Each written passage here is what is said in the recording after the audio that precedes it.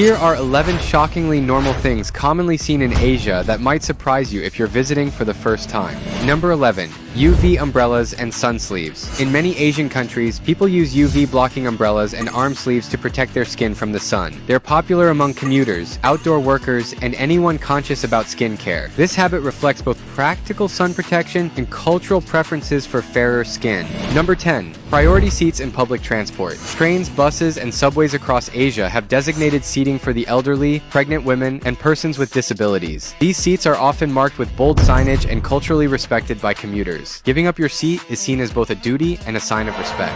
Number 9. Portable handheld fans. Small rechargeable fans are a common sight in Asia, especially during hot summers. People carry them in bags or hang them around their necks for instant cooling while commuting or walking outdoors. Many come with adjustable speeds and even misting features for extra comfort. Number 8. Tablet or buzzer for ordering food. Many restaurants in Asia use digital tablets or table buzzers to streamline service. Customers can browse menus, place orders, and even pay directly without waiting for staff. Buzzers on the table also let diners call for assistance quickly, improving efficiency in busy dining spots. Number 7. Face masks. Even before COVID-19, wearing face masks was already normal in parts of Asia. People wear them to protect against pollution, prevent illness, or even as a fashion statement. It's also a sign of courtesy, showing concern for others if you're feeling unwell. Number 6. Universal cards. In countries like Singapore, Taiwan, and many more, universal cards are widely used for both transportation and shopping. With a single card, you can pay for trains, buses, convenience stores, and even vending machines. It saves time and reduces the need to carry cash, making urban life more seamless. Number 5. Fast food wireless chargers on tables. In some Asian fast food chains, tables come with built-in wireless charging pads. Customers can place their smartphones down to recharge while they eat, adding convenience in busy urban settings. It reflects how technology is integrated seamlessly into everyday routines. Number 4. Umbrella dryer at entrances. During rainy seasons, many buildings in Asia have umbrella dryers or plastic bag dispensers at the entrance. These keep water from dripping across floors, making public spaces safer and cleaner. It's a small detail that shows a strong focus on public convenience. Number 3. Charger rental booths. Malls, train stations, and cafes in Asia often have power bank rental stations. For a small fee, you can borrow a charger, use it throughout the day, and return it to any booth in the network, while some public places have a charging booth wherein you can pay by inserting coins. Number 2. Bidets and dippers. In many parts of Asia, bathrooms are equipped with bidets or small buckets of water with a dipper next to the toilet. The water is used for cleaning after using the toilet, which many consider more hygienic than just toilet paper. Some bidets even have control panels that can adjust water pressure and temperature, and even air drying, providing a cleaner and more comfortable experience. Number 1. Malls. Unlike many malls in Western countries, Asian malls are often massive all-in-one destinations. You can shop for clothes, groceries, electronics, and even luxury items all under one roof. Many also include entertainment like cinemas, arcades, indoor theme parks, and food courts with dozens of dining options. Some even have clinics, banks, and beauty salons, making them a one-stop spot for almost everything. Visiting a mall in Asia isn't just shopping,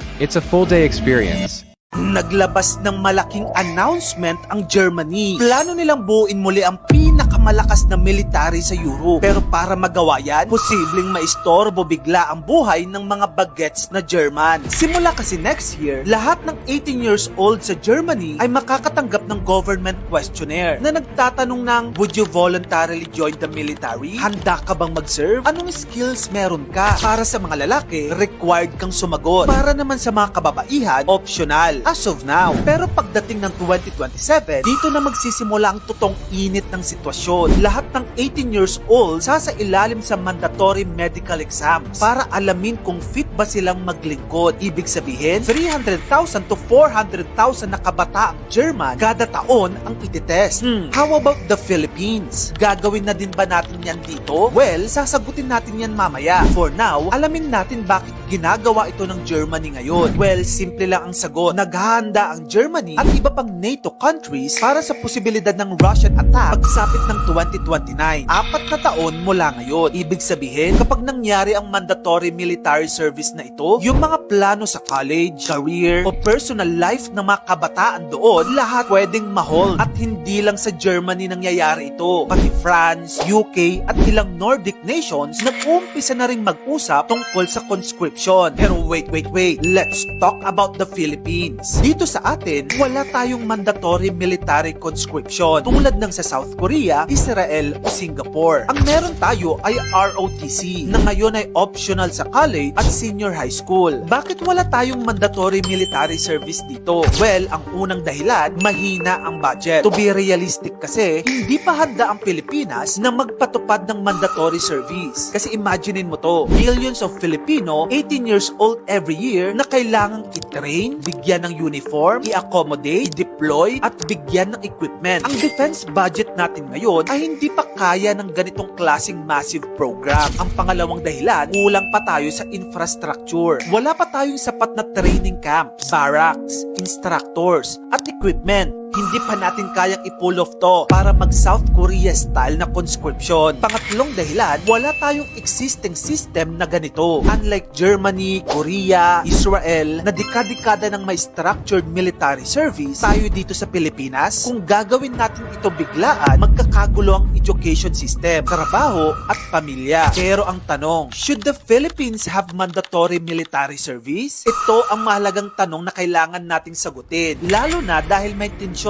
tayo with China. Hindi lang tensyon ha, real world harassment sa West Philippine Sea tulad ng water cannoning sa Philippine boats, blocking at ramming incidents, dangerous maneuvers ng China Coast Guard at pagkwestiyon sa exclusive economic zone natin. Habang ginagawa ng China ang largest military build-up in the world, tayo naman ay may maliit na AFP na kulang sa modern gear. Kaya may mga nagsasabi na dapat may mandatory service na tayo para lumakas ang puwersa natin. Pero wait, mag-reality check tayo. Kahit mag-mandatory service tayo bukas, hindi ibig sabihin na kaya na natin agad tapatan ang China. Sapagkat ang totoong laban sa West Philippine Sea ay diplomacy, allies, lalo na sa US, Japan, Australia. Andyan din ang international law, modern equipment sa Navy, Air Force, drones, radar systems at iba pa. And of course, economic strength. Hindi lang basta mas marami ang sundalo ang solusyon natin. Kaya for many experts, mas critical ang modernization kaysa sa mass conscription. Ikaw,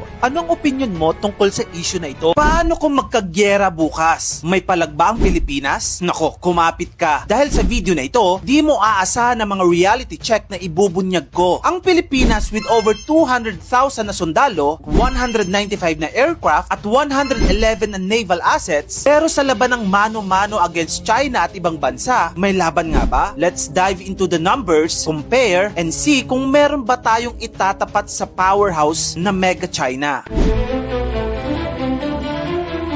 Simulan natin sa Army. Meron tayong 201,250 active Army personnel. Mukhang solid, di ba? Ibig sabihin, nasa top 21 tayo globally pagdating sa dami ng Army. But hold on, pagdating sa main battle tanks o mga tangke, 48 lang ang nasa arsenal natin. Nasa rank 96 tayo out of 145 countries. In other words, kulelat. In comparison, si China, mayroon silang 4,950 tanks. Yup, legit. Ang layo ng agwat. Kaya kung tangke ang labanan, lagot. Meron din tayong 7,562 armored vehicles na kung titignan, medyo okay yan. Kasi nasa rank 43 tayo globally. Okay na rin yung tinatawag na towered artillery natin na nasa 289 at number 37 tayo sa buong mundo. Pero sobrang baba ng self-propelled artillery natin dahil nasa isang dosena lang ito. And as for rocket artillery, nada, as in zero. Samantalang ang China, well, meron silang 3,850 rocket artillery units. Kaya kung raining rockets ang pag-uusapan, we are literally out of the game.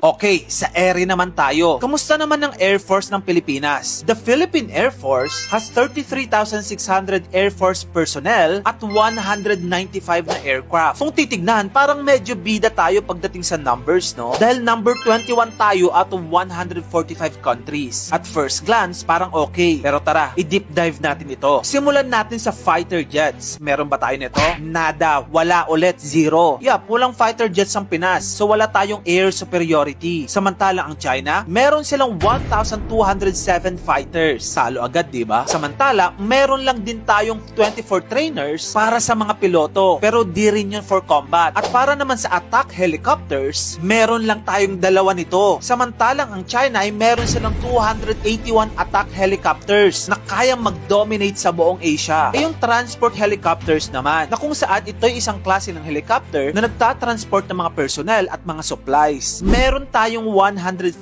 nito. Pero let's face it, pagdating sa laban, kulang pa rin ito. Kaya sa kategoring Air Force, kulelat ang Pilipinas sa buong mundo.